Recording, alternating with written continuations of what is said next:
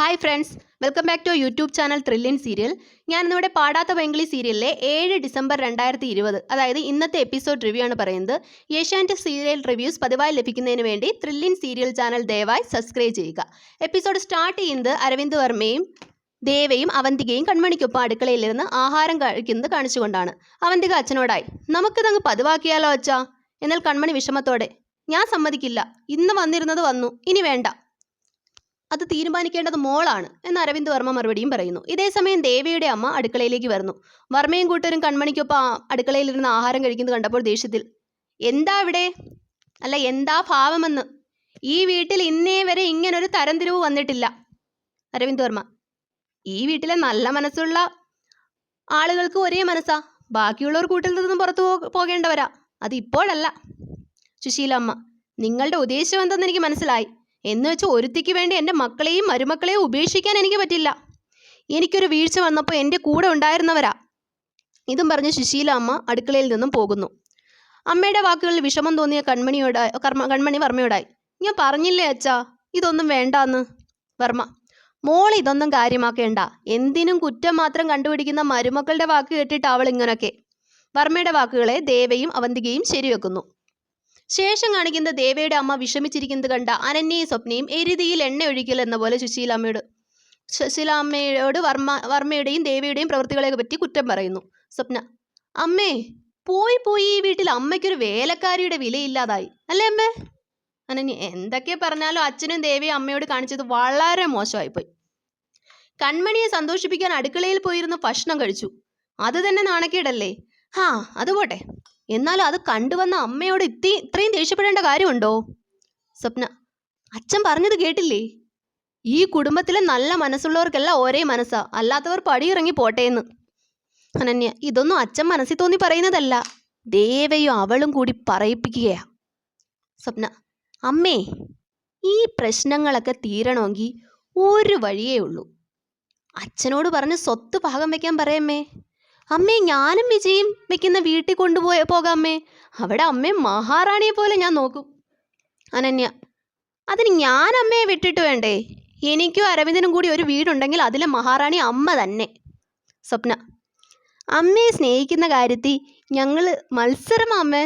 സുശീലമ്മ, എൻ്റെ മരണത്തിന് മുമ്പ് ഭാഗം വെച്ച് പിരിഞ്ഞു പോകാമെന്ന് ആരും വിചാരിക്കേണ്ട, ഇനി നിങ്ങളുടെ വായിൽ നിന്ന് ഇങ്ങനൊരു കാര്യം വരരുത് എന്ന് പറഞ്ഞ് സുശീലമ്മ അകത്തേക്ക് പോകുന്നു.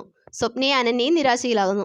തുടർന്ന് ദേവ കൺമണിയോട് ഏട്ടത്തിമാരുടെ അമ്മയുടെയും പ്രതികരണത്തെപ്പറ്റി ചോദിക്കുന്നു. എന്നാൽ എനിക്കിതൊന്നും അറിയില്ല എന്നും എന്നോടാരും ഇതൊന്നും പറഞ്ഞില്ല എന്നും കൺമണി പറയുന്നു. ദേവ കൺമണിയോടായി, എടോ ഞാനൊരു കാര്യം പറഞ്ഞാൽ താൻ അനുസരിക്കൂ? സാറ് പറയുന്നതല്ലാതെ പിന്നെ വേറെ ആര് പറയുന്നതാ ഞാൻ അനുസരിക്കേണ്ടത്? എന്നാലേ ഇനി താൻ ഈ വീട്ടിലെ വേലക്കാരി എന്നുള്ള ഭാവം മാറ്റി എൻ്റെ ഭാര്യ എന്നുള്ള രീതിയിൽ പെരുമാറണം. അയ്യോ, അതൊന്നും പറ്റില്ല സർ, വേലക്കാരി എന്നത് എൻ്റെ മനസ്സിൽ പതിഞ്ഞ കാര്യമാണ്, അതിലെനിക്ക് സന്തോഷമേ ഉള്ളൂ. എടോ, എൻ്റെ ടെലസ്കോപ്പ് കൊറിയറുകാരെ ഇവിടെ കൊണ്ടുവന്നപ്പോൾ കുട്ടികൾ അതിനെക്കുറിച്ച് അറിയാൻ പാടില്ലാത്ത ചില ഡൗട്ട്സ് ചോദിച്ചപ്പോൾ അതിന് താൻ പറഞ്ഞു കൊടുത്ത മറുപടി ഒരു വീട്ടമ്മ പറയുന്നതല്ല. ഒരുവിധം നന്നായി പഠിക്കുന്ന കുട്ടികൾക്കും ഇതുപോലെ മറുപടി പറയാൻ പറ്റില്ല. അതിനർത്ഥം തൻ്റെ ഉള്ളിലൊരു സ്പാർക്ക് ഉണ്ടെന്നാ. അത് താൻ തിരിച്ചറിഞ്ഞു കഴിഞ്ഞാൽ ഞാൻ ഓക്കെ ആയി. ഏതായാലും തന്നെ ഒന്ന് നന്നാക്കി എടുക്കാനാണ് ഞാൻ വിചാരിച്ചു. ഇനി മുതൽ ഞാനും അച്ഛനും കൂടെ ഇരുന്ന് കഴിക്കാൻ പറഞ്ഞാൽ കഴിക്കണം. ആരെണീറ്റ് പോവാൻ പറഞ്ഞാലും താനത് കൂട്ടാക്കണ്ട. ആരെങ്കിലും എണീറ്റ് പോകണമെങ്കിൽ പൊക്കോട്ടെ. സാർ, നിങ്ങളൊക്കെ പറയുന്നത് പോലെ നിങ്ങൾക്കൊപ്പം കയറി ഇരിക്കാനും കഴിച്ചാലും മറ്റുള്ളവർ എന്നെക്കുറിച്ച് പറയുന്നത് ഭൂമിയിലെ ഏറ്റവും വലിയ അഹങ്കാരി എന്നാ.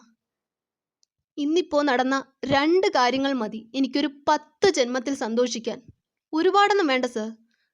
സാറിൻ്റെ മനസ്സിൽ ഒരു ഉറുമ്പിൻ്റെ അത്രയെങ്കിലും സ്നേഹം ഉണ്ടെങ്കിൽ പോലും ഞാൻ സന്തോഷവതിയാ. ഏയ്, തൻ്റെ ഒരു കാര്യം, തന്നെ നന്നാക്കാൻ വന്ന എന്നെ വേണം പറയാൻ. കൺമണിയും ദേവയും തമ്മിലുള്ള ഒരു റൊമാൻറ്റിക് സീനായിരുന്നു അത്. അടുത്ത സീനിൽ കാണിക്കുന്നത് ഭരത് കൺമണിയുടെ ബാത്റൂമിൽ ക്യാമറ ഒളിപ്പിച്ചു വയ്ക്കുന്നു. കുറച്ചു നേരം കഴിഞ്ഞ് കൺമണി കുളിക്കാനായി ബാത്റൂമിൽ കയറുന്നു. എന്നാൽ കുളിക്കു മുന്നേ തുണി അലക്കിക്കൊണ്ടിരുന്നപ്പോൾ തന്നെ വെള്ളം തീരുന്നു.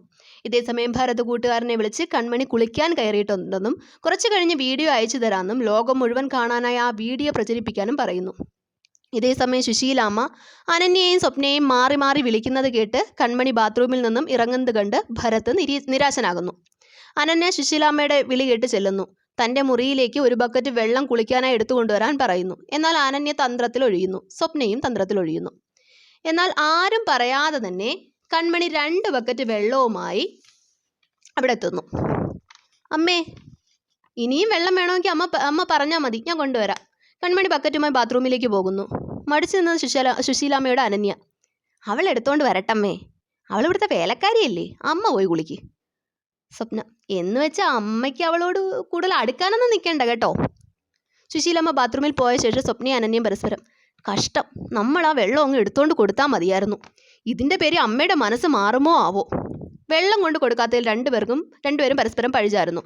കൺമണി വെളിയിൽ നിന്നും ബക്കറ്റിൽ വെള്ളം നിറച്ച് കൊണ്ടുപോകാൻ തുടങ്ങുന്നതിനിടയിൽ ഭരത് സഹായിക്കാൻ എന്ന വ്യാജേന കൺമണിയുടെ കൈകളിൽ കയറി പിടിക്കുന്നു. എന്നാൽ ദേവ ഇത് കണ്ടുകൊണ്ട് വരുന്നു. കൺമണി, ഒരാൾ നമ്മളെ സഹായിക്കാൻ വരുമ്പോൾ അത് നിരസിക്കരുത്. ഭരത് വെള്ളം എടുക്കാനല്ലേ വന്നത്. ഞാൻ ആ സഹായം നിരസിക്കുന്നില്ല. ഇന്ന് ഈ വീട്ടിൽ ഒരു തുള്ളി വെള്ളമില്ല. എല്ലാ ബാത്റൂമിലേക്കുള്ള വെള്ളം ഭരത് തന്നെ കൊണ്ടുവച്ചോളൂ എന്ന് പറഞ്ഞ് ബക്കറ്റും വെള്ളവും ഭരതിന് കൊടുക്കുന്നു. ഭരത് ഓരോ പ്രാവശ്യവും വെള്ളം കൊണ്ടുവച്ചിട്ട് തിരിച്ചു വരുന്നത് രസകരമായി തന്നെയാണ് കാണിക്കുന്നത്. ദേവയും കൺമണി ഈ രംഗം നന്നായി ആസ്വദിക്കുന്നുമുണ്ട്. ദേവ ഭരത്തിനോടായി: ഇപ്പോൾ എല്ലാ മുറിയിലും എത്തിയോ ഭരത്തേ? ഊവ്, എത്തി. ഇനിയുണ്ടോ? ഇല്ല. ഭരത് ക്ഷീണിച്ചോ? ഏയ്, ഇനി ഞാൻ പൊക്കോട്ടെ. ഭരത് അവിടെ നിന്നും പോയ ശേഷം ദേവ കൺമണിയോടായി: എങ്ങനുണ്ട് പണി കൊടുത്തത്? ഇഷ്ടായോ? താൻ ഇത്രയും കുസൃതിയോടെ ചിരിക്കുന്നത് ഞാൻ ആദ്യമായി കാണുക. പണി കൊടുത്തത് ഇഷ്ടമായി, അതെനിക്ക് മനസ്സിലായി.